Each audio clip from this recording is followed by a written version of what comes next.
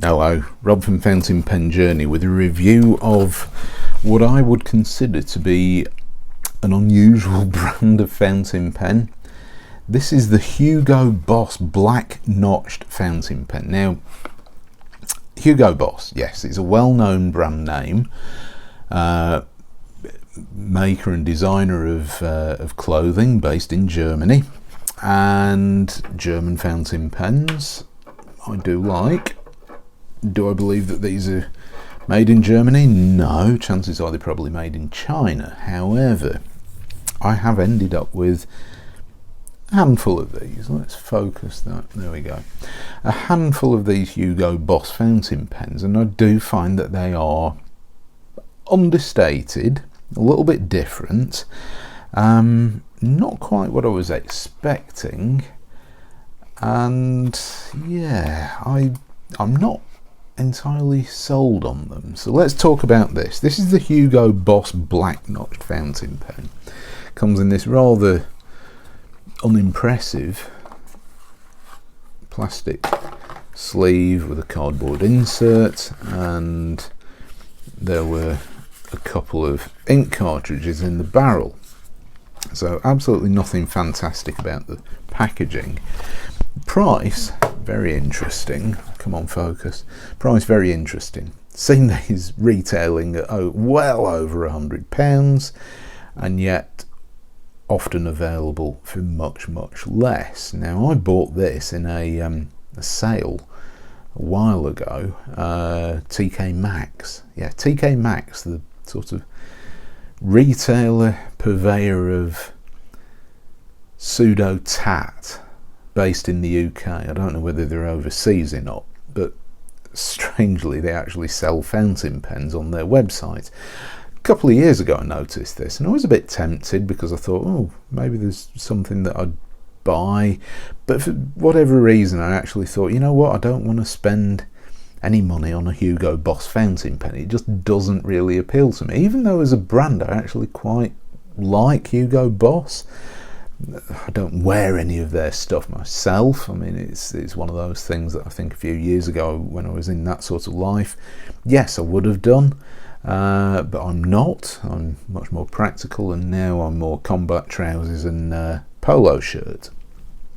So yeah, Hugo Boss, not really my style, but I couldn't resist buying these at the price.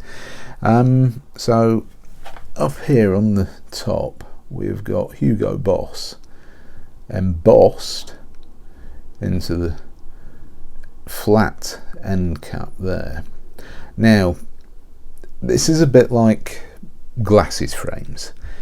Nothing screams Hugo Boss about this pen.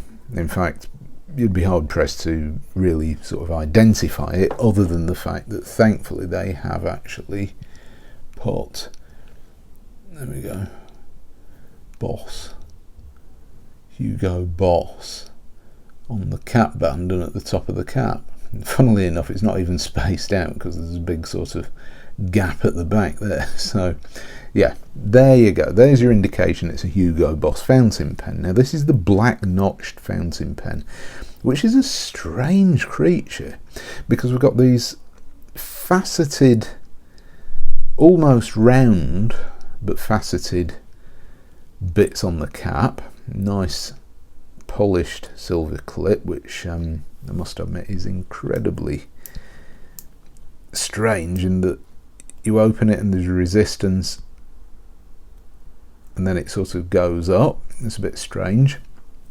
You've got this silver coloured cap band here, and then it goes from having rounded facets to being a cylindrical barrel with these grooves, black notched, sort of grooved, I'd call it. And then we have hardly any, I mean, it's actually quite well made. I mean, you don't really feel it other than the missing notches, and it goes down into this polished metal finial. And the quality of the polish is actually really good. I mean, when you look at Chinese fountain pens, cheap fountain pens with these sorts of polished finials, they're always a bit on the scratched or not very well polished side. So let's have a look at the pen uncapped. Here we go. This is the first issue. It's a pop-on, pop-off cap, and it is a nightmare to get off. Can you hear that? One-handed is almost impossible. I think you stand a good chance of breaking the pen trying to do it one-handed. So uncapping this pen is a two-handed job. It is not a great uncapping experience. Oh, it's brutal. There's not really a lot going on inside the cap. There is a liner in there and there's a screw right down at the bottom, so I mean if that gets ink on it, chances are it's going to corrode. We have got a Hugo Boss medium steel nib, and it's it is monotone, silver coloured. Black plastic feed without any fins underneath. It does come with 2 blue ink cartridges, and for a metal pen it's a nice weight. It's not too heavy at all. It's not as heavy as some of the Jinhao X450 pens, so it's lighter than that, but it still feels quite substantial. But there is this almighty step down from the barrel. It's smooth, it's rounded, it's actually not sharp at all, but there is this almighty cliff down to what is an incredibly narrow diameter section. I actually find, my tripod grip here, every bit of my fingers and thumbs are in contact with each other trying to hold on to this tiny, thin, rather short section, which is not good, really not good.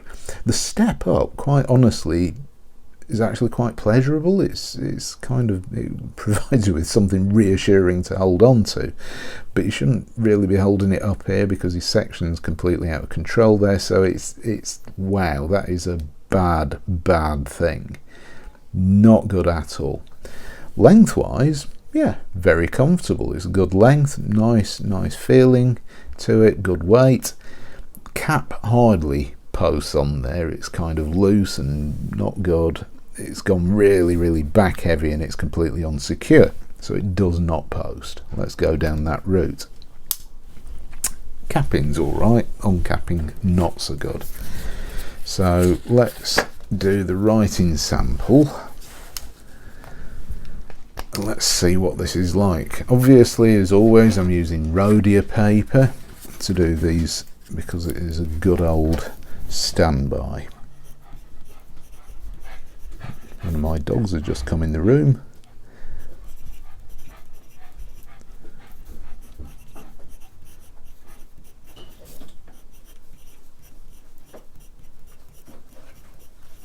As I said before, medium steel nib. This is just the blue cartridge that the pen came with. So let's do the writing sample here.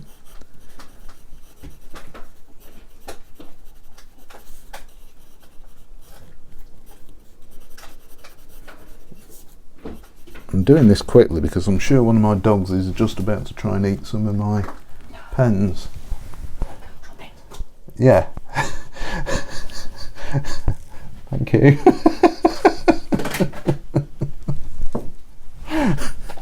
Yeah. Fortunately, my lovely wife just came in and rescued a USB stick that was just about to be eaten. Anyway, helpful that way, our dogs. Jumps over the lazy thieving. Don't even know if I spelt that right. Dog. There we go. And what can I say about this nib? Well, I have quite a few things to say about this nib. Average wetness, it's definitely a medium nib. No line variation, it's a stiff nib and it's smooth. I haven't touched this nib out of the box, I haven't done any messing around with playing around with it, no nib tuning whatsoever, and it's writing really well on this Rhodia paper. And it lays down the ink really well. And excuse me a minute, my dog is really eating something now. I'm just going to go rescue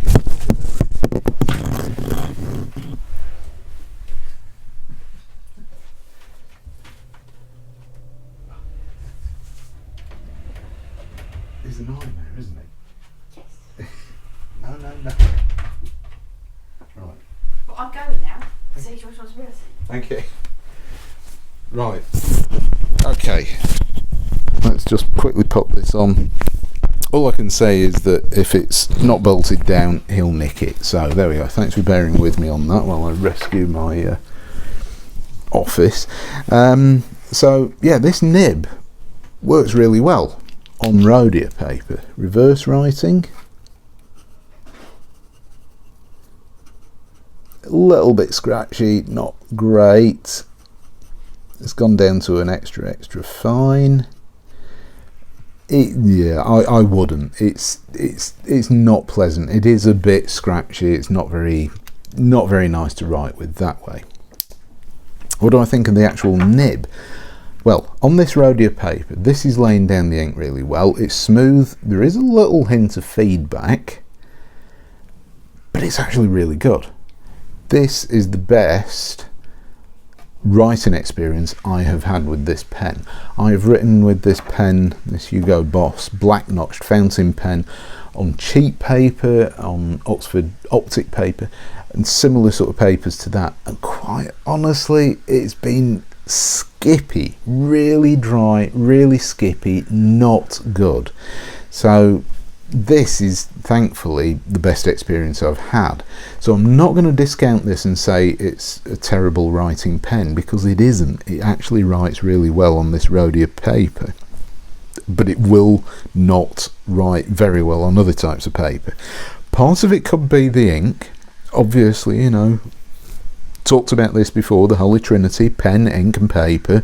All three of those in the right combination works really well. One of those goes wrong and it can really affect your writing experience. So I'm not going to say that this is bad, because it's not great, but it certainly isn't bad. If you're in the market for a Hugo Boss branded fountain pen, then this is one of several that are available, and it's, you know, it's quite nice. I think it looks quite good. It reminds me a little bit of the Pelikan Streisman with these lines. It's nowhere near that interesting, and certainly nowhere near that expensive, but it's a nice looking fountain pen, something a little bit different. And quite honestly, it's growing on me. The step down and the thin section, step down's not an issue, the thin section's kind of affecting me, because I mean my hand here is absolutely killing me quite a lot of the time. I've been doing a lot of work outside in the garden and it's bruised that, but other than that, with this thin matte, I will say it is matte. I mean, it's a metal pen, metal section, but it is coated, and it is a nice matte coated section, so it's not slippery. I actually think you if you like the look of this pen, it's something that you might be interested in. So thank you very much for watching, and I shall see you next time. Bye.